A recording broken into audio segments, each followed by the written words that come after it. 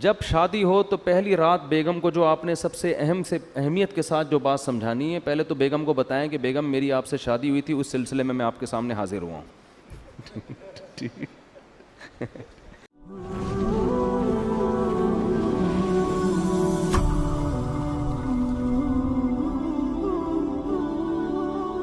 تو ایک بات کر کے بس بیان ختم کرتا ہوں کہ دیکھو بچوں کو نا گھر میں چیخنے چلانے نہ دو.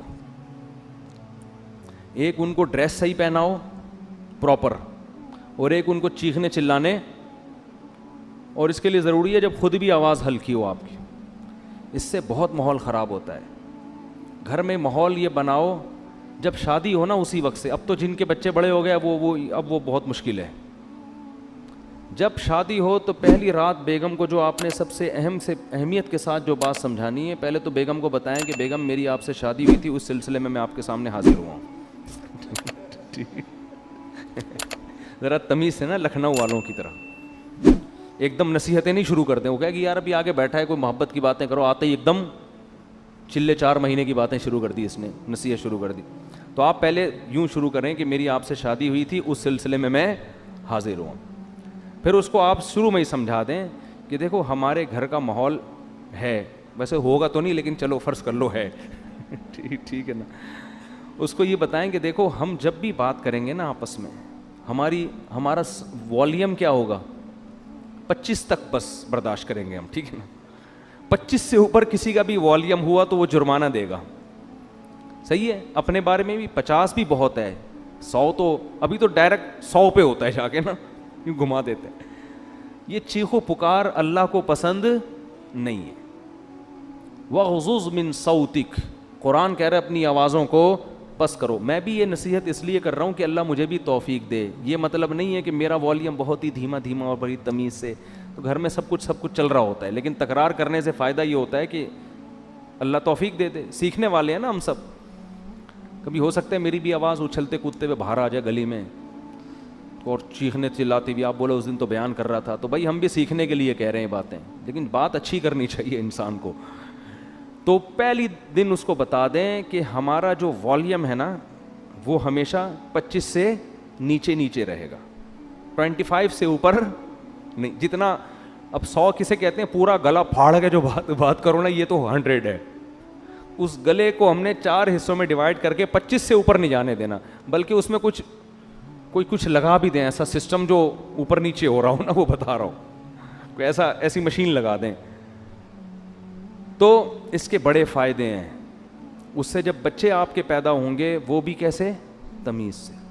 ایسا خوبصورت ماحول بنے گا نا آپ کے گھر، جو لوگ آئیں گے آپ کے گھر وہ کہیں گے یار یہ گھر جنت ہے، یہ تو بڑے سکون والی زندگی ہے. اس کو آپ ہلکا نہ سمجھیں. یہ چیخو پکار ہی ہر فساد کی جڑ ہے. ہر فساد کی جڑ کیا ہے، چیخو پکار. بات کرنے کی تمیز ہی نہیں ہے. گدھے کا مسئلہ کیا ہے، بات غلط نہیں کرتا، تمیز سے نہیں کرتا بات. گدھے کی باتیں صحیح ہوتی ہیں، اسٹائل غلط. اب گدھے کو گھاس چاہیے، بلی کو چاہیے بھوک میاؤں میاؤں، بس سمجھ جاتا ہے آدمی اس کو بھوک لگ رہی ہے. گدھے کو 2 منٹ کا کام ہے آپ سے، لیکن اس کے لیے اسٹائل دیکھو. پہلے پوری آواز پھیپڑوں میں بڑھے گا، بھر کے پھر ہاں ایسے نکالے گا. تو گدھا کے ساتھ پرابلم یہ ہے کہ اس کی بات غلط نہیں ہوتی، اسٹائل گدھے جیسا ہوتا ہے اس کا. ٹھیک ہے نا. تھوڑی سی بات کرے گا آدمی کہے گا اللہ کا واسطہ چپ ہو جا تھوڑی دیر کے لیے. وہ تھر میں گدھے تھے نا جو ہم نے سونے نہیں دے رہے تھے رات کو. تو یہی اسٹائل گھروں میں لوگوں کا ہوتا ہے. تو گھر میں بچوں کو کیا سکھانا چاہیے، تمیز، ادب. صحیح ہے نا. تو چیخنے چلانے کا گھر میں اگر ماحول ہوگا تو یہ بڑا مسئلہ ہے، لیکن یہ شروع میں ہی کنٹرول ہو جاتی ہیں. جیسے وہ ایک آدمی، 2 بندوں نے شادی کی 2 بہنوں سے، 2 بھائیوں نے 2 بہنوں سے شادی کی. 6 مہینے گزر گئے. ایک کی بیوی بڑی تمیز سے، بہت ادب احترام، دوسرے کی بیوی کنٹرول میں ہی نہیں. تو اس نے اپنے بھائی سے پوچھا کہ یار یہ تیرا اس پہ اتنا روب ہے، ایسے تمیز سے بیٹھی رہتی ہے تیرے سامنے، میری والی کا تو روب ہی نہیں. اس نے کہا میں پہلے دن آیا تھا نا، میں نے گلاس سامنے تھا اس کو ایسے کک ماری نا کہ کس کمبخت نے گلاس ادھر رکھا. پھر گیا ادھر بلی کی گردن مڑوڑ دی، یہ کر دیا، ایسے بھٹو بچوں اسٹائل سے آئے. وہ ڈر گئی نا کہ یہ تو بہت ہی خطرناک ہے، تو بڑی تمیز سے. ویسے آج کل خواتین ڈرتی نہیں ہے اس اسٹائل سے، یہ میں بتا دوں، یہ پرانے دور کی پرانی باتیں. آج کل آپ جائیں گے نا، ایک گلاس اٹھائیں گے وہ اٹھا کے لوٹا مارے گی آپ کے سر پہ کھولا لے کے بھاگ جائے گی وہ اور صحیح کرے گی. ظاہر ہے یہ کون سا اسٹائل ہے آنے کا. آپ کو چاہیے آپ آ کے اسے اسی اسٹائل میں بات کریں کہ بھائی میری آپ سے کل شادی ہوئی تھی، اس سلسلے میں حاضر ہوا ہوں. تو اب یہ 6 مہینے بعد یہ آیا اور اس نے بھی گلاس کو کک ماری نا. تو بیگم بولتی ہے اب ان ڈراموں سے کچھ بھی نہیں ہوگا. تو یہ شروع میں اگر کنٹرول ہو جائے معاملہ تو ٹھیک ہے، بعد میں تو سب چیخنا چلانا پھر تو پھوڑو، صحیح ہے نا. وہ چیخے آپ بھی چیخو، وہ دروازہ تھوڑا سا بند کرے آپ اٹھا کے کھولو اور اسپیڈ سے بند کرو. ہمارے حضرت نے ایک واقعہ سنایا، اس طرح طلاق ہوئی ہے. شوہر گھر میں آیا تھکا ہوا، تو بیگم انتظار کر رہی تھی، کہیں لیٹ ہو گیا تھا یہ، اس کو غصے میں بیٹھی ہوئی تھی بیگم.